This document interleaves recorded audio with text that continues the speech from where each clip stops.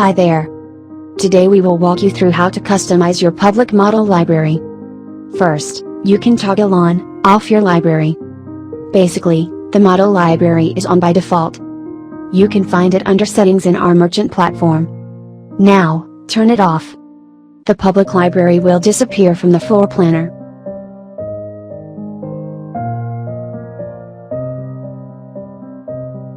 Turn it on and the library will appear again in the interface.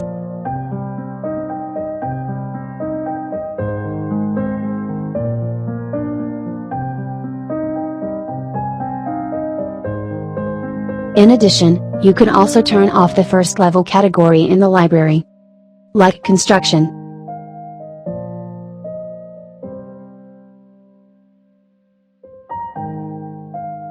Also the second level category, like doors folder under construction.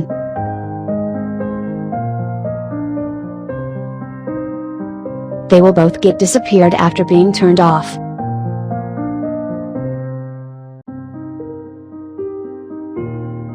Open again.